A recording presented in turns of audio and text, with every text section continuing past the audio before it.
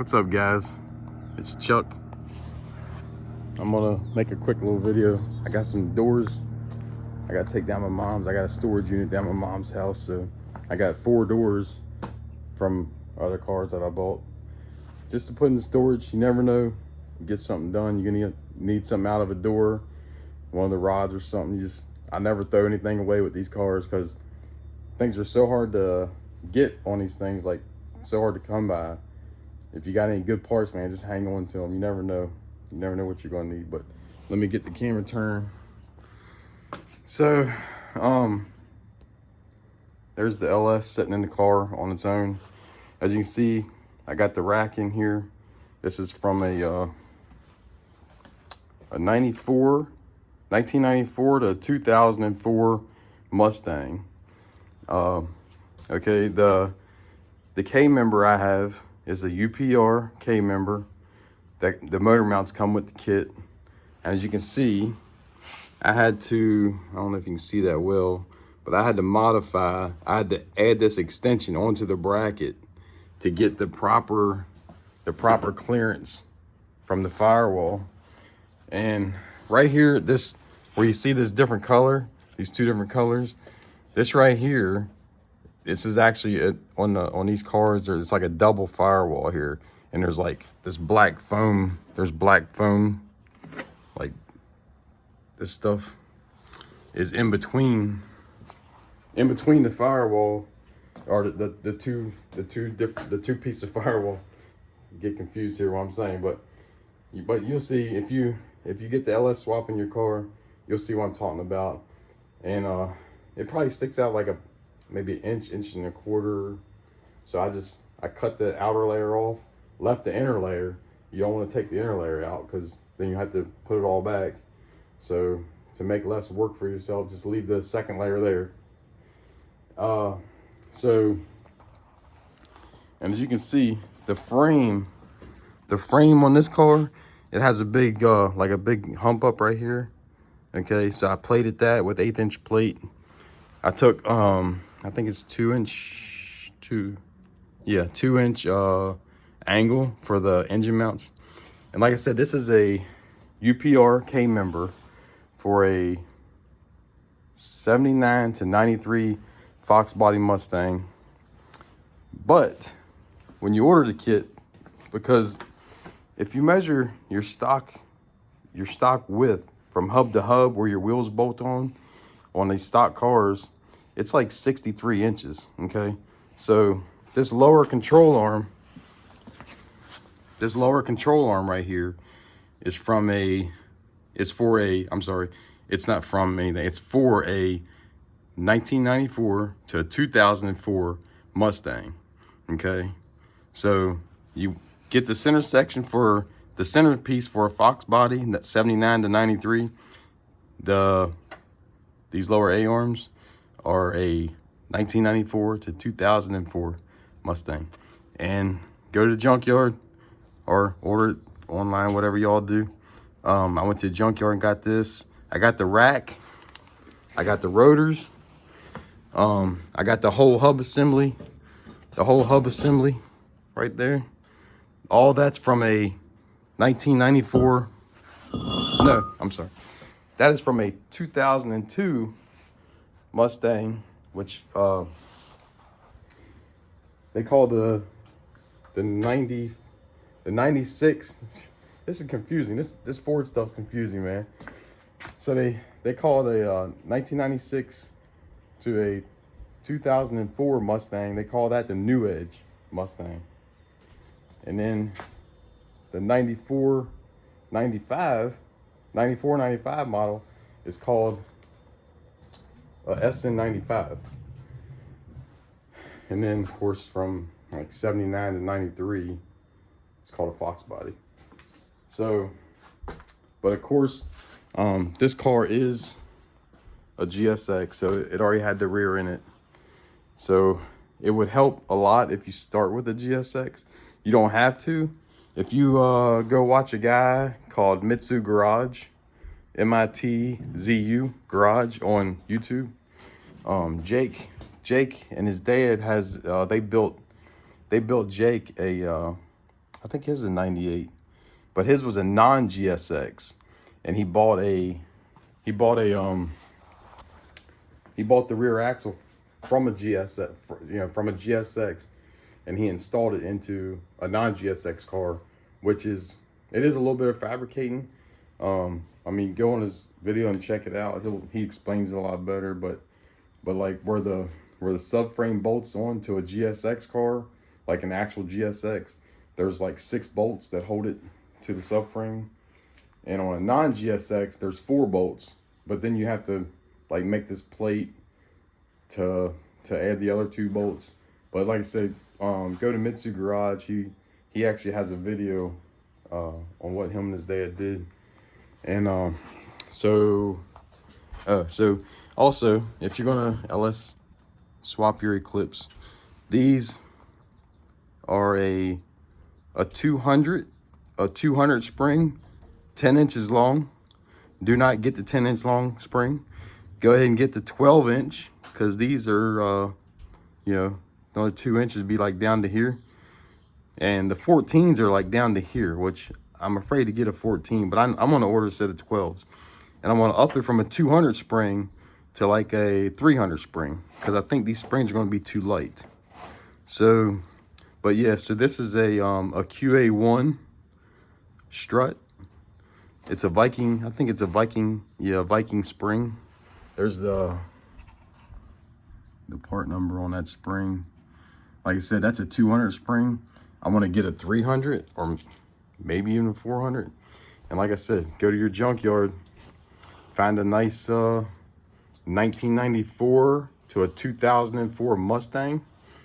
Get your front hub assembly, get the hubs, the rotors, the spindles, everything.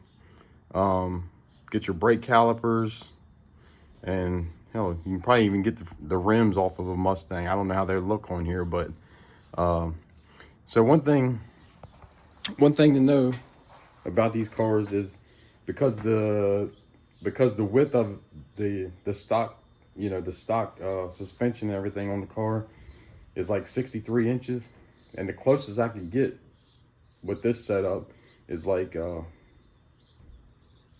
I didn't measure it actually, so it's gonna be, I think it's about 57.5 inches. So if you're gonna run like a stock wheel, you're gonna have to run a wheel spacer on the front, which is not the end of the world. I mean, wheel spacer or a wheel adapter maybe, because you probably have to adapt it about 1 inch or something like that. And let me turn it around here. So these are the steel top hats, or the caster camber plates for a Mustang. But as you can see, with very minimum work they went on here. Now underneath this plate, I didn't take the plate off because I'm not ready to take it off yet, but I'll show it probably in a different video. There's a big opening hole here where the stock one came through. I just took an 1/8 inch plate, cut it, and I made a U, because this right here, these are tightened down right now a little bit, too tight to like move this, but this right here moves forward and back like this. So there's underneath this plate, there's a slotted hole. I slotted a hole so I can adjust all that. Okay. And what else? Let me get you inside here. Yeah.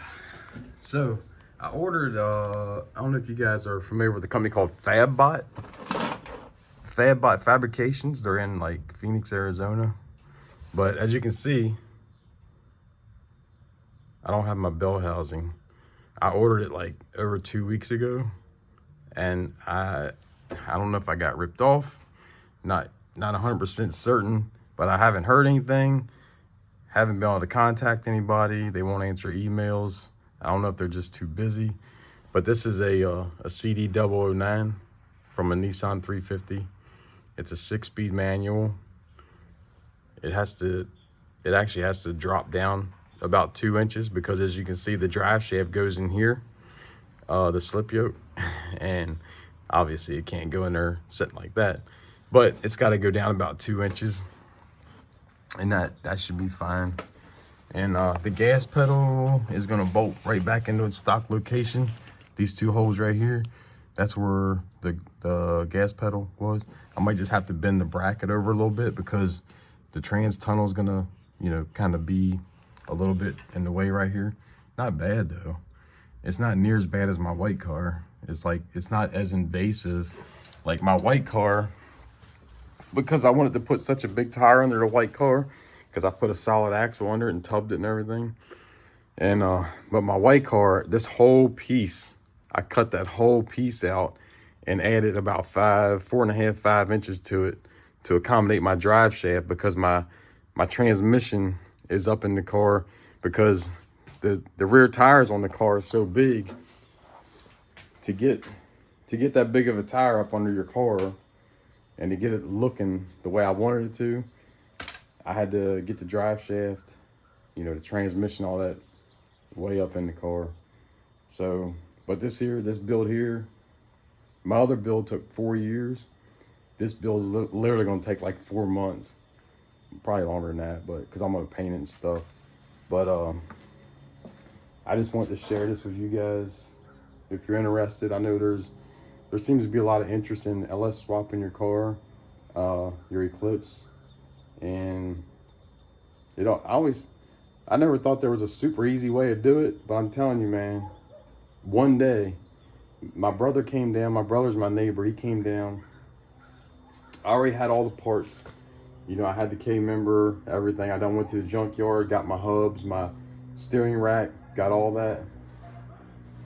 And one day, we had the LS sitting in here and had everything in place, bolted up in one day.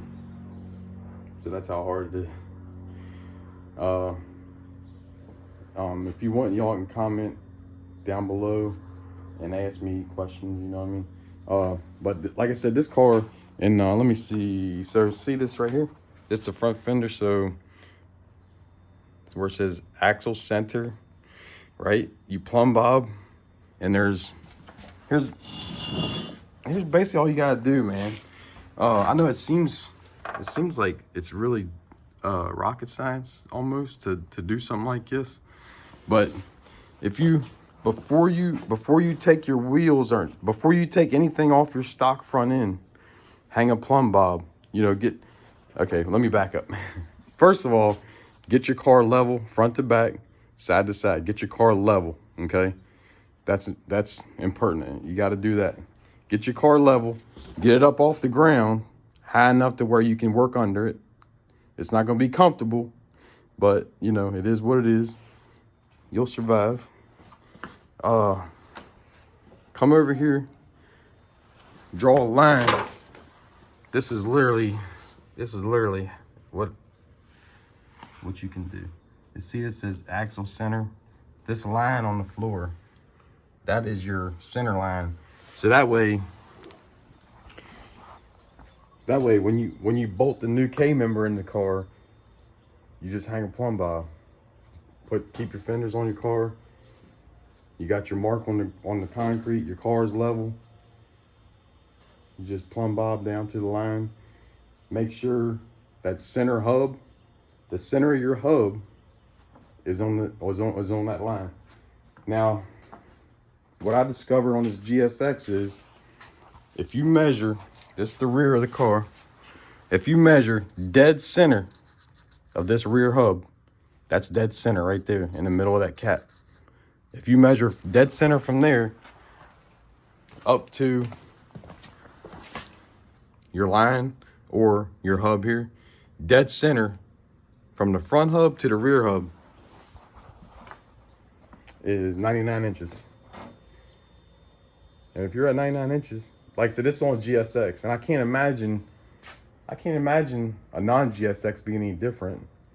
Yeah, just measure before you take anything off your car. Measure it and see. It should be 99 inches, center to center. And that's basically it. And then when you put your K-member in,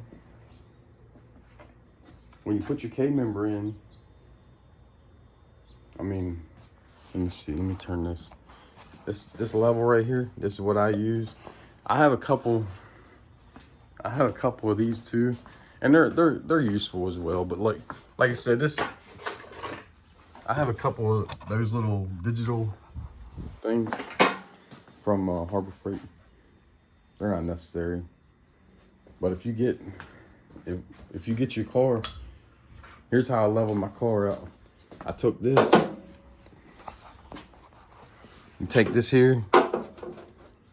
You stick it on there. You level your car out, both sides. Come up here, level your car out. Well, it's not exactly level now. I moved the car since I had it leveled out, but. And then when you get your engine in there, set this on a flat surface, and you want about a 3-degree angle back, which this actually might have a little bit more than 3 degrees. But yeah, you just get a 3 or 4 degree angle back, and that's about it. Like it's not that hard. If making these videos are helping you guys, let me know, because I thought it would be, like I said, I didn't film myself doing it. Like I mean I should have. I don't like doing that, because I don't need people going, oh, you shouldn't have done it, you should have did this and that and that. I'm gonna do it the way I want to do it at the end of the day. So and man, I couldn't be happier. Like this thing literally for 1 day's worth of work, and I probably have, I think the K member kit was about $1,600 for everything I got. That's like the struts and everything, the camber plates, everything included was like, I think it was about $1,600 or $1,700. And then I went to the junkyard, spent a couple hours at the junkyard, found a 2002 Mustang, got the hubs, brakes, rotors, and the car actually had new brakes on it. So I even got new brake pads. I think that was $150 for, the steering rack, everything, off of that 2002 Mustang. So it's not, you can do it. You can do it for under $2,000. You can have the suspension, the K member. If you have an engine, like, you're further ahead. And if you have a car that's already a GSX, you're way ahead of the game. You know what I mean? Which I know I never thought I would have a GSX, but I came into this deal. So anyway, shoot, I got about an 18-minute video at this point. Oh, I welded. So I don't know if y'all are following me very often or whatever, but you see this cut line? I welded this whole quarter. This quarter was smashed. So I welded this quarter on. I got a donor car. My donor car is right there. It's a mess underneath that tarp. It is yeah, you don't even want to see that. But so I got everything. I just got to go in, dress up some welds. Of course, the car's gonna get painted and everything. I just want to show y'all that you can do it. And you see where I'm working. Look at my garage. I'm like literally walking, you know what I mean? I'm walking in between this crap. I'm not in some big luxurious garage. I'm in the basement of my house, really. And I don't know, it just depends on how bad you want to do it. But if you want to do it, if you already have the engine, you already have the car, and it's a GSX, or you can get you can get a GSX rear axle. You can do this for $2,000, and honestly, you can do it cheaper than that. If you go to the junkyard and get the whole K member, like everything from a 2002 whatever Mustang, you could actually use the K member and everything out of a stock Mustang. I don't like spending money, but when it's something like this, I don't mind. Plus, man, let me see what y'all looking at. Just look how good that looks, though. Look how, it's worth it. It's worth the $2,000. Tax season's coming up too. So this And this is the exhaust I'm running. I've had these for a while. So these are the, I got the, I'm gonna run the Hooker turbo manifolds. I got both of them. That's the driver's side, passenger side. So I already have that. I'm just waiting on FabBot. If FabBot doesn't contact me, if my parts don't show up in the next week, I guess I'm out $1,600 for the transmission. So it's gonna take me another month or two to recoup that money with Christmas coming and all that. I got 5 kids, so I mean they're all grown, but I still got to get them presents and everything. So the car is gonna have to wait. I hope I didn't get ripped off. First time I ever ordered from FabBot. If any of you guys have ordered from FabBot, let me know, man. Like, is this how they do? Because I watched their YouTube videos and stuff, and I didn't see nobody saying anything like that in the comments. But maybe they just got super busy, because I did see a video with Matt Happel, which is Sloppy Mechanics. And if any of y'all are in the LS world, you know Matt Happel. And like, he did a video about the FabBot kit. I don't know how long ago. I didn't look at the date of the video, but I think they just got busy. Like, after he made that video, they probably got swamped. But let me get you a shot over here of the transmission from this side so you can see it a little better. But yeah, so that's what the trans tunnel looks like. Yep. So, but that's where we're at. Okay, 22-minute video.